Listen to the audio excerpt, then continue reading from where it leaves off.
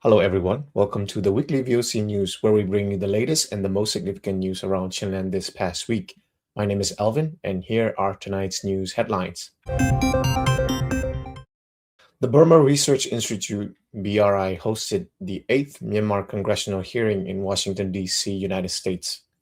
Myanmar military junta appointed Deputy Minister of Home Affairs, Brigadier General Min Tu, has stated that young people in Myanmar are evading military conscription, resulting in forced arrests and forced labor conscription. The ASEAN Special Envoy and Philippine Foreign Affairs Secretary has said that Myanmar military junta leaders remain far from being allowed to participate in ASEAN meetings. These are among the notable stories we'll be covering this week. Burma Research Institute hosts 8th Myanmar congressional hearing in Washington, D.C. The Burma Research Institute, BRI, hosted the 8th Myanmar congressional hearing in Washington, D.C., United States on Friday, July 24th. The hearing was held under the title U.S. National Interests on Burma Cyber Scam Networks, Regional Stability, Responding to Regional Power Influence, and Trade and Investment. NUG Foreign Affairs Minister Dawson Maong attended the hearing, while CNF Chairman Bu Jing-chung, who also serves as a member of the Strategic and Policy Leading Council of the Steering Committee for the Emergence of a Federal Democratic Union, SCEF, delivered the opening address. The hearing covered key topics including U.S. national interests in Burma, transnational cyber scam networks, the humanitarian crisis and refugee issues, followed by a question and answer session. U.S. Congressman Representative Bill Huizenga, the lead sponsor of the Brave Burma Act, provided support in making the 8th Myanmar congressional hearing possible, while Burma Research Institute President and CEO Bu Zhaotonghong served as the moderator of the event. The Burma Research Institute is an organization based in Maryland, United States. It conducts research and advocacy on religious freedom, human rights, and humanitarian assistance for war-displaced refugees in Myanmar, and actively engages with the U.S. government on Myanmar-related issues. Myanmar military junta intensifies airstrikes on Mindat town, southern Chinland. The Myanmar military junta has continued to carry out intense airstrikes on Mindat town in southern Chinland, according to reports. HKL Mindat, which regularly monitors the airstrike situation in Mindat town, reported that on the morning of July 24th, between approximately 9:30 a.m. and 11 a.m., the Myanmar military junta dropped more than 100 bombs on the eastern side of Mindat town and surrounding areas using jet fighters and Y-12 aircraft. 5 jet fighters launched from Naypyidaw, Daewoo, and Magway air bases carried out 10 bombing runs, dropping approximately 20 bombs of 300-pound weight, sources say.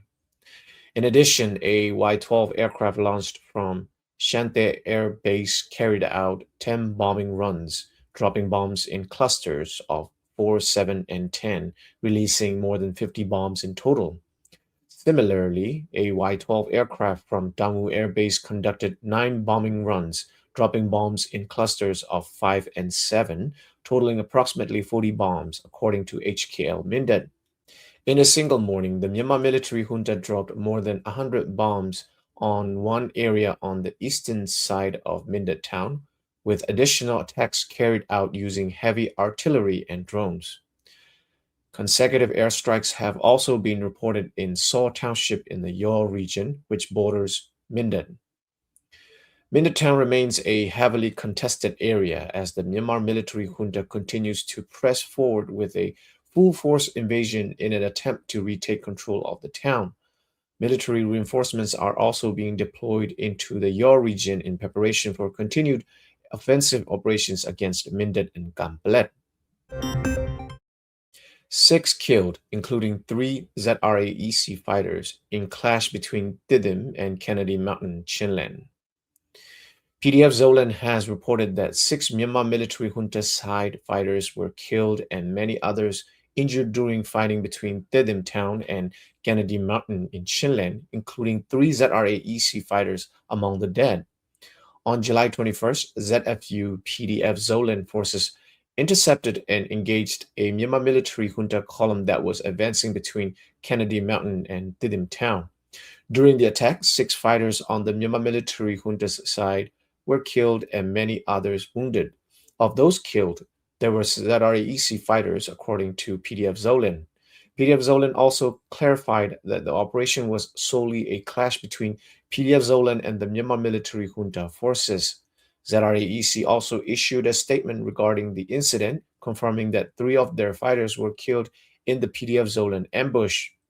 ZREC is a group allied with the Myanmar military junta and previously joined junta forces in invading and seizing Tonzang town, which had been under CDF Tonzang control.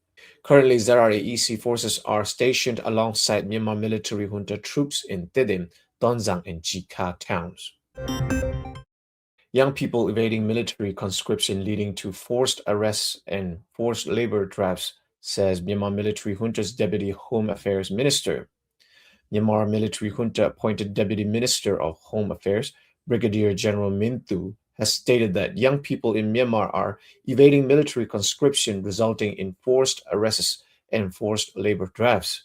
At a Sham People's Assembly session held on July 22nd, Kanti Township People's Assembly Representative Ugo Moon raised the issue, stating that entering roads, town gates, and even private homes to carry out arrests goes beyond what is permitted under the People's Military Service Law and its regulations, and that some of those arrested have included students.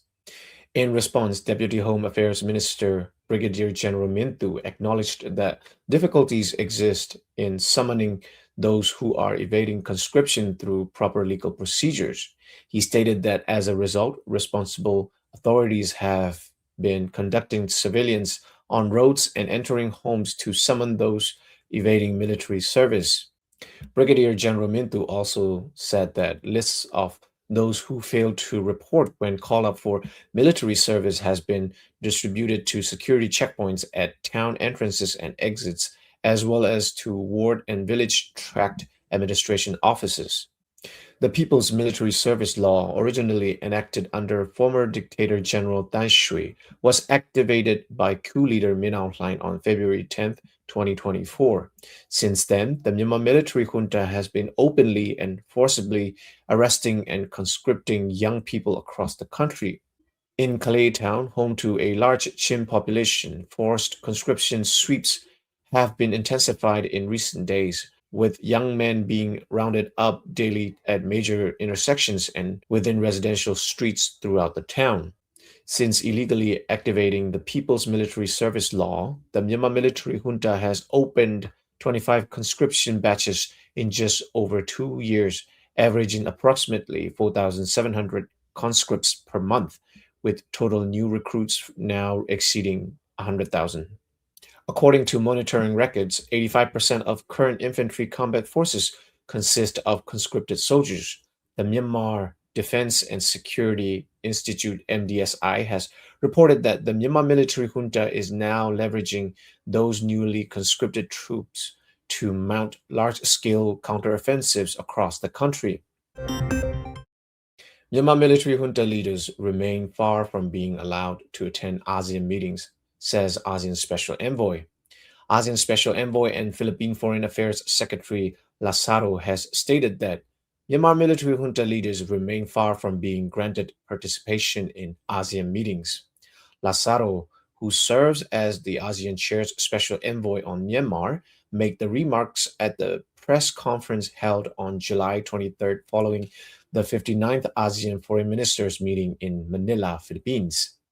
She stated that ASEAN continued to uphold the five-point consensus as the primary framework for resolving the Myanmar crisis, and that the extent to which Myanmar has complied with the five-point consensus is still being assessed.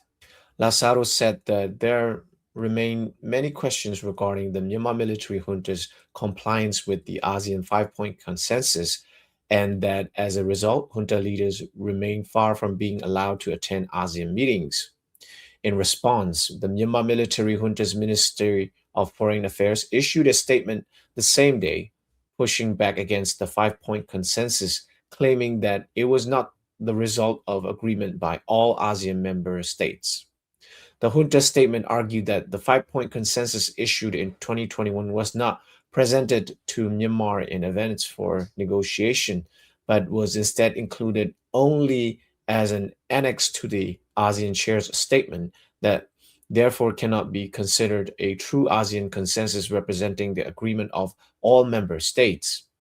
The Myanmar military junta's Ministry of Foreign Affairs also stated that ASEAN member states should adhere to the foundational principles of the ASEAN Charter, namely respect for sovereignty and non interference in the internal affairs of member states. UNHCR temporarily suspends refugee registration in Malaysia as government restructures refugee management system. The United Nations High Commissioner for Refugees, UNHCR, has been directed to temporarily suspend all refugee registration processes in Malaysia as the Malaysian government restructures its refugee management system. Free Malaysia Today reported that Malaysian Deputy Foreign Affairs Minister Lukanisman Awang Sauni stated that the government made this decision in order to more systematically register and manage refugees under direct government supervision. The Malaysian government is currently restructuring its Displaced Persons Program, DPP, which will allow for more systematic screening, monitoring, and oversight of refugee personal data without relying on external organizations, the deputy minister said. Under the DPP, refugee registration will be carried out in coordination with relevant agencies, with only those meeting specified criteria eligible for registration. The new system is also expected to more strictly prevent illegal immigration, he added. In addition, the deputy minister stated that approximately 5,000 Myanmar nationals currently held in immigration detention centers are being arranged for repatriation via Malaysian naval vessels, with the process to proceed depending on Myanmar's readiness to receive them. Since early July, the Malaysian government has intensified its crackdown on undocumented foreign nationals, with more than 1,000 undocumented foreigners, including Myanmar nationals, reported to have been arrested. That concludes our news for this week. Thank you for listening to VOC and have a great week. Goodbye.